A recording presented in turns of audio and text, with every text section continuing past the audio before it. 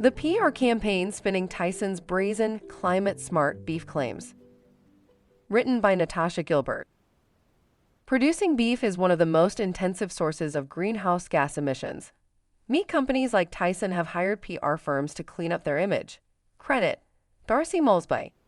Producing meat is one of the biggest sources of climate-warming gases, and beef is the worst of the bunch, data shows.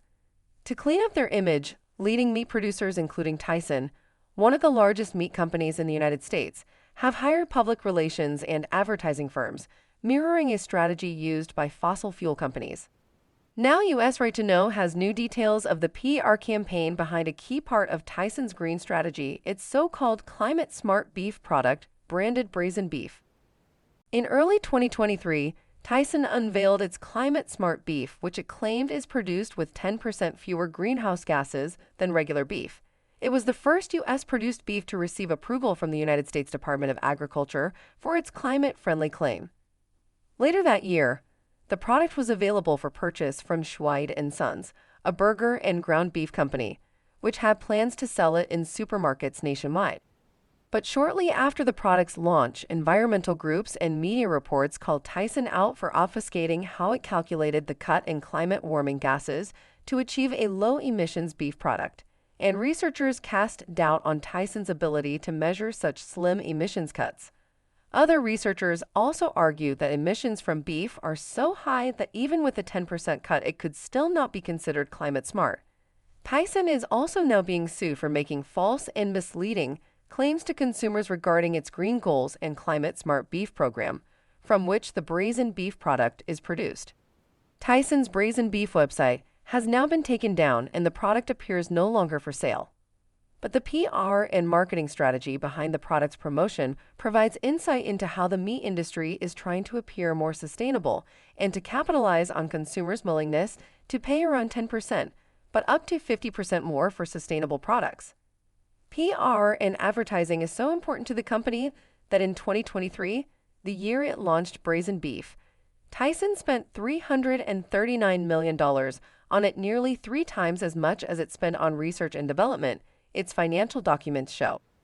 Tyson's claims falsely lead consumers into thinking that they have these products that are better for the climate when in fact they don't, says Carrie Affel, a staff attorney with Festus, an environmental law firm that is helping bring the lawsuit against Tyson. Crafting a climate-conscious brand. The PR company behind Tyson's brazen beef is Tyson Marketing, a private company with offices in Chicago, Illinois, and Mooresville, North Carolina, that specializes in promoting meat. Tyson's campaign to promote Tyson's beef paints a rosy picture of the product's environmental footprint. With the tagline, "Better Beef, Better Planet," the company crafts an image that suggests climate-conscious consumers can have their beef and eat it too. They tell consumers to do the climate solid by choosing Tyson's product. Tyson writes on its website that it created brazen beef from the ground up, crafting everything from the tagline, look and feel, logo, target persona, and even the brand name itself, all backed by strategy, research, and testing. But the company's work for Tyson appears to contradict its own advice, in which Tyson suggests the meat industry should be transparent, authentic, and verifiable when making sustainability claims if they want to capitalize on the growing demand for sustainable food. Adding, consumers are paying attention. Tyson is a small company currently with 29 employees at the time of writing, according to its website. It is led by Michael Yutz and Danette Amstein, who both previously worked at the National Cattlemen's Beef Association and CBA, a trade group. The company says its goal is to tell the story of how meat is raised, processed, promoted, sold, and enjoyed from farm to fork. Its other clients have included the NCBA and the Meat Institute, a trade association. In a statement to US Right to Know, Andrei Shepk, a spokesperson for Tyson, wrote, Tyson Marketing worked with Tyson to do initial development on the brazen beef brand. However, we have not been involved with or supported the brand in well over a year. Tyson stands by its statements related to transparency, authenticity, and verification when making any meat-related claims, adds Shepke. But beef will never be a climate-smart choice, says Gidon Eschel, a geophysicist at Bard College in New York, who has examined meat's contribution to greenhouse gases. Beef alone contributes just over 3% of all greenhouse gases from the United States, roughly 5 times more than other livestock. Emissions from the production of beef include carbon dioxide and nitrous oxide from growing grain to feed cattle, and methane from cow burps and manure. Beef's contribution is very high considering that it makes up only between 5 to 20% of all the calories and protein in the average U.S. diet, explains Eschel. Even grass-fed beef cattle are not climate-friendly, he says. Some research has suggested that grazing beef cattle releases fewer climate-warming gases compared to industrial beef production, where animals are kept in confined spaces and fed on grains such as corn. For example, grazing cattle on land that is unsuitable for human use and rotating cattle on plots with crops or other livestock can sequester carbon in the soil, reducing grazed cattle's carbon footprint. But in research published in March, Eschel and his colleagues re-evaluated the amount of soil carbon sequestration that can be reasonably attributed to grass-fed cattle. Previous studies had overestimated this amount. With the new approximation, the study shows that grass-fed cattle release at least as much greenhouse gas as industrial-produced beef. By promoting its so-called climate-smart beef, Maiden is aiding Tyson to position itself as an honest company with green credentials and alternative environmentally friendly products, says Jennifer Jackett, who researches the meat industry's influence on climate change politics and policy at the University of Miami. They are involved in enabling it, she says. False and misleading claims. Tyson is also criticized for another aspect of its sustainability strategy, which includes a pledge to achieve net zero climate emissions by 2050. To reach this goal, Tyson would need to cut or capture as many emissions as it releases, which estimates suggest are more than those released by the entire nation of Greece. But researchers, lawyers, and environmental groups say that Tyson's net zero pledge and its climate-smart beef claims are deceptive and misleading. In September 2024, the Environmental Working Group, EWG, filed a lawsuit against Tyson for making false and misleading claims to consumers about its net zero emission target and its low emissions beef program. The idea that they will get to net neutrality is absurd. It's a contradiction in terms, says Eschel. And even with a 10% reduction in emissions, Tyson would still be producing one of the most climate-intense foods on the market, says Affel.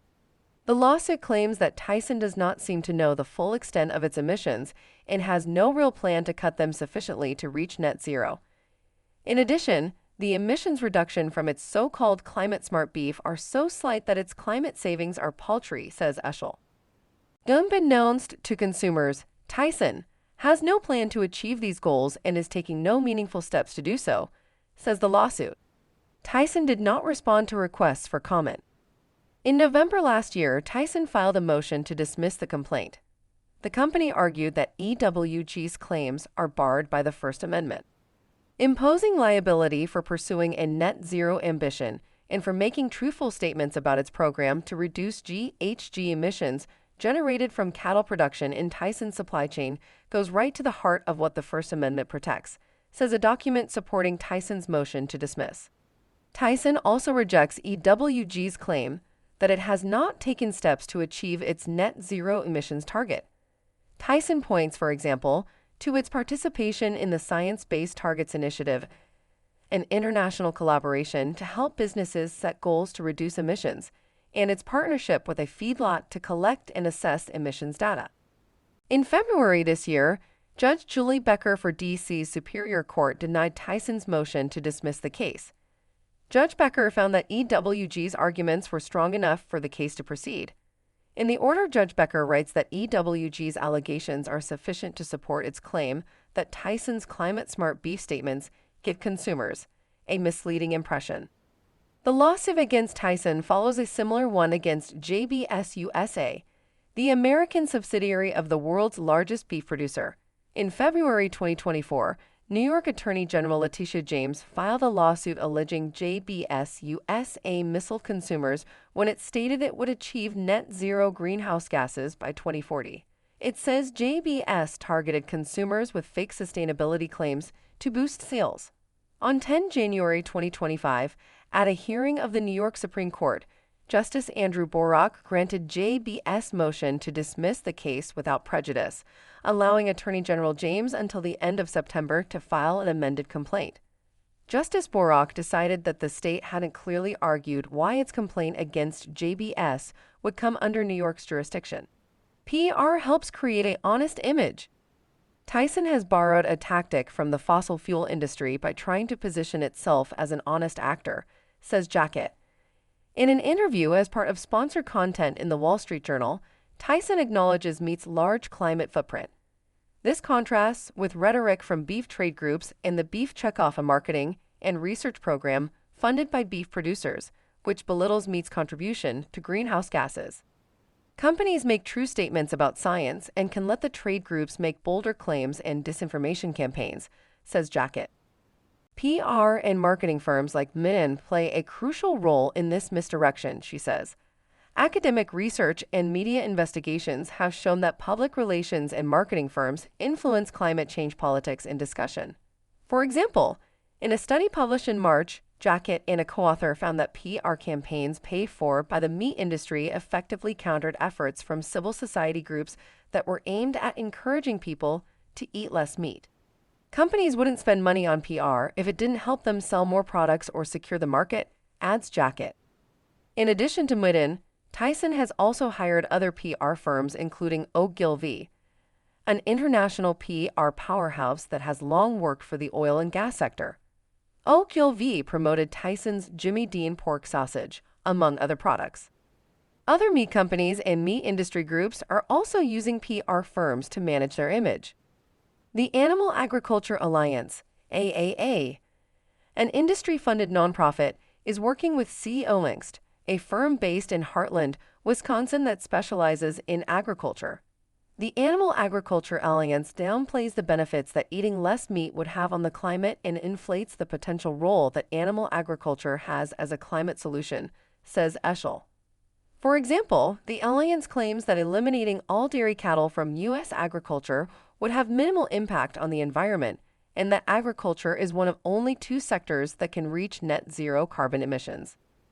The world's primary scapegoat for environmental degradation now holds the only hope for a sustainable solution, the AAA writes on its website. But Eschel is skeptical that the dairy industry will reach its net zero emissions goal.